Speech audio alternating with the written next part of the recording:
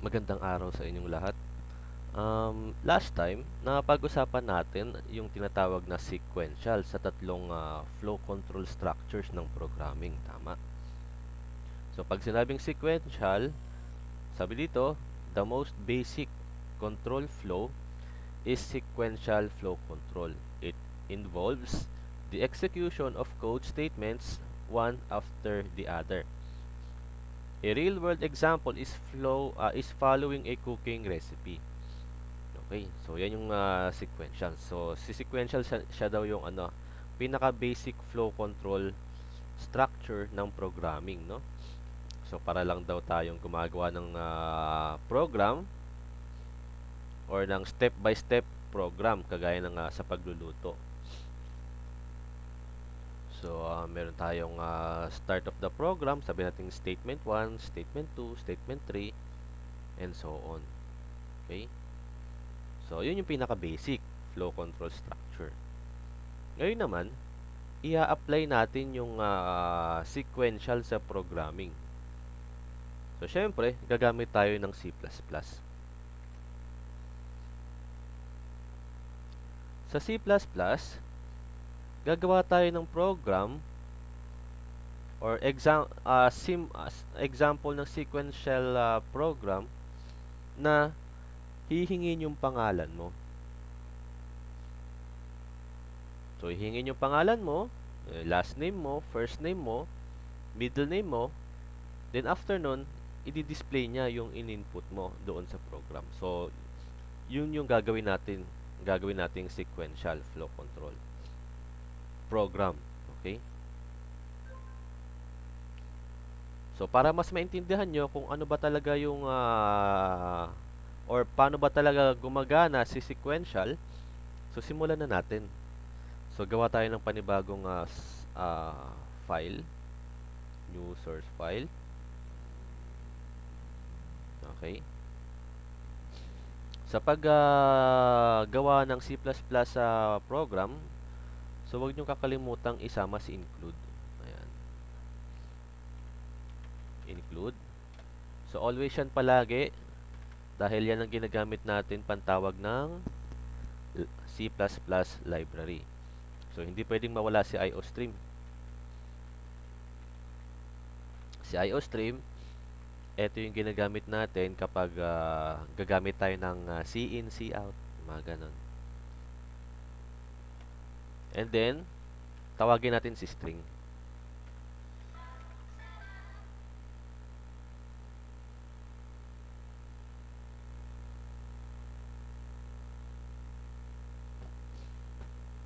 Si string,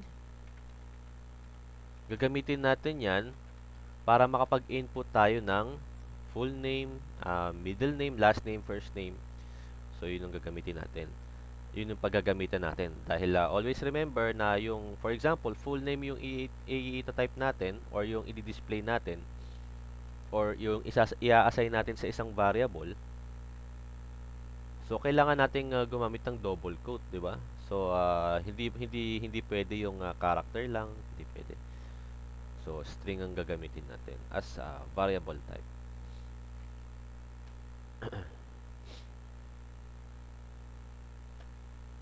Then, palagi nating ilagay itong namespace std.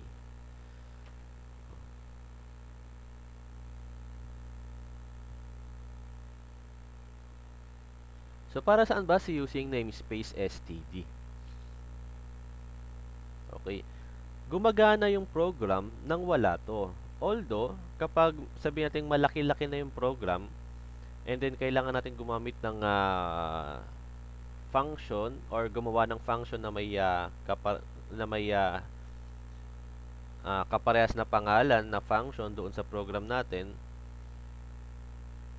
So, ma-maintain pa rin natin yung program gamit tong line na to. Kapag wala to at may kailangan natin gumawa ng function na may kapangalan doon sa program na ginagawa natin, so hindi natin magagawa kasi bawal yung duplicate, no? So, para ma-remove natin yung restriction na yon na bawal yung duplicate function name, object name, So, gamit tayo ng using namespace std. So, palagi nating ilagay ito para hindi tayo mamroblema in the long run. Okay? And then, after nating tumawag ng library, gawa na tayo ng main function.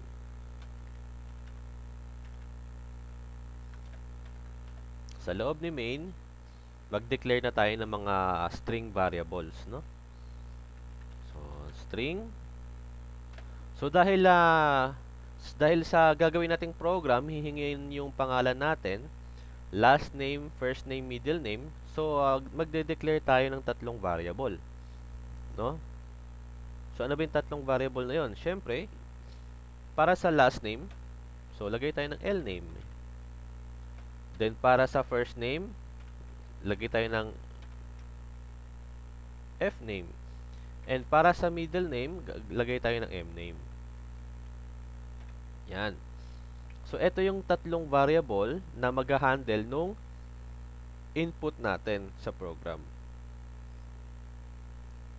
So, kung napapansin nyo, nag-declare ako ng tatlong string variable sa isang line. So, pwede yan. As long as yung tatlong variable na to, same variable type lang din. Okay? So, pwede yun, pwede yun.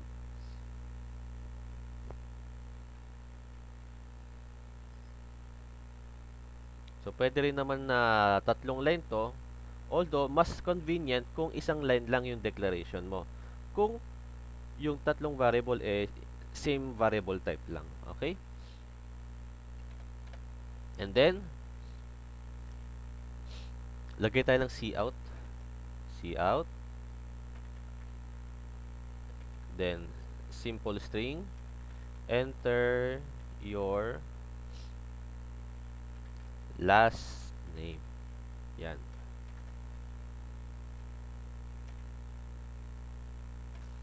Then, after nyan, gamit na tayo ng cin. Si cin, ito yung syntax na pwede ka nang mag-enter ng value sa program, no? Kung si cout, nagdi-display ng output, si cin, humihingi ng input. So, dito, dahil naglagay tayo ng enter your last name, so, sa cin, ilalagay natin si lname. So, kung ano man ang i-input natin sa program regarding sa last name, si lname variable ang mag-handle nun. Okay? So, si cin, ang gagawin ni cin, siya yung magbabato nung input ni user kay lname. So, si lname naman, siya yung hahawak nung input ni user. Okay? So, yan yung simple statement natin para sa pag-input ng last name. So, ang gagawin natin para mapabilis tayo, syempre hindi pwedeng mawala si copy paste. Copy natin yung line 9 at line 10, then paste lang natin sa baba. And then ang gagawin natin, palitan lang natin tong enter your last name into first name. And then sa cin, yung L name, palitan natin ng F name. So, may input na tayo para sa first name. Ngayon naman, ang kulang na lang si middle name. So, paste lang natin yung kinopy natin. Palitan natin tong part na to as middle. And then, yung cin, ipalit natin si M name. Okay? So, meron na tayong input para sa last name, sa first name, at sa middle name.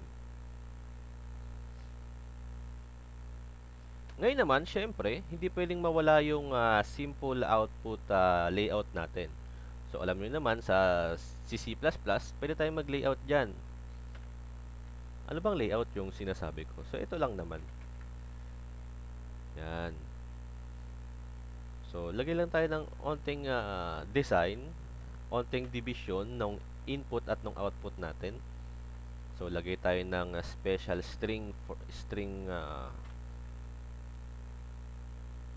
syntax na new line or /9. Then lagay tayo ng onting dash, kagaya nung nakikita natin sa command line na may dash sa baba. Yan. Pwede na siguro to. Medyo mahaba na. Then another new line. So lagay tayo ng dalawang new line para may onting space kapag nag-display si program nung full name natin. Then another cout. Cout. So dito naman, dito na i-display yung full name natin. So lagay tayo ng onting sentence. Your full name is. So unahin natin si last name.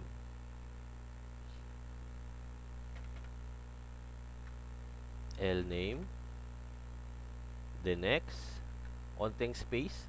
So syempre, kapag una yung last name, always may comma separator yan, 'di ba? Sa sentence. Then saka lalabas si F name.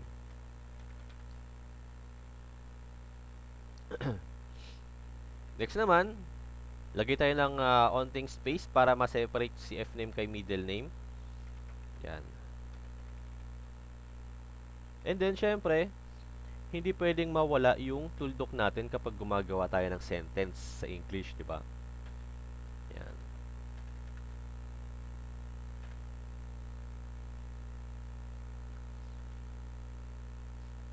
O nga pala, para mas makita yung output, lagay tayo ng new line after ng dot. Yan. Okay. So, ayan yung code natin sa simple, ano nga ulit yun? Sa simple sequential program. Okay? So, dahil kompleto na yung code natin, so summary natin, meron tayong library, gamit si include, namespace. So, always remember, although hindi pa natin siya nagagamit tong namespace std na to, ilagay natin, palagiin natin yan para maiwasan natin yung mga error kapag lumaki na yung program. Okay? Sa mga malakihang program, kailangan to. Pero sa ngayon, syempre, sabihin natin kahit wala yan, gagana si program. Kahit wala. Pero, sanayin natin ang sarili natin na ilagay si namespace std. And then yung main function, sa loob ni main function, yung tatlong variable natin or string variable, si lname, si fname, saka si mname. And then, yung tatlong input natin gamit si cin. So enter your last name. Para sa lname variable, enter your first name para sa fname variable.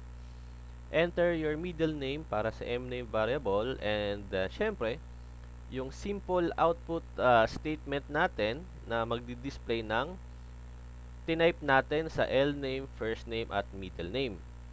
Na kung saan, nilagay natin sa isang simple sentence na your full name is blank, blank, blank. Okay? So, yan yung buong code natin. So, ang gagawin natin, syempre, para makita natin yung overall output ng sequential program natin, execute natin siya, compile and run. Pwede naman. Then, save lang natin siya as exercise 3. Yan. So, ito yung pangatlong exercise natin. Save lang. Hintayin natin yung compilation. Then, yung execution ng program, ito yun na yung itsura. So, humihingi na si program ng last name. So, type natin yung last name ko. Okay? So, ito na yung last name. Enter natin. First name naman daw. Okay. Okay, enter. Okay, middle name. O, M na lang. Kapag in-enter natin yan, ito yung lalabas na output. So, meron tayong simple sentence na your full name is Yan.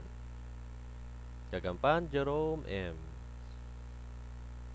So, yan yung simple output. Although, medyo napahaba ata yung dash natin na hindi sumakto sa default dash ng command prompt, no? Yan. Pero okay lang naman. Konting adjustment na lang.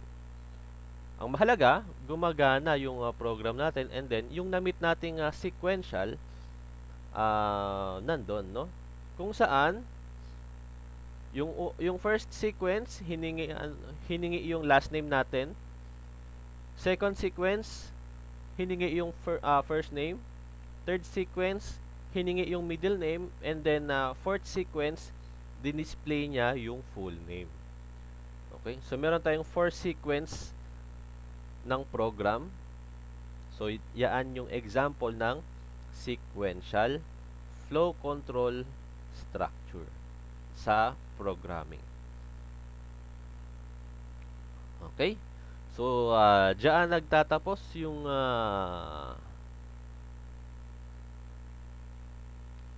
topic natin for today. Huwag niyong kalimutang mag-subscribe and ring the bell for notification. See you next time.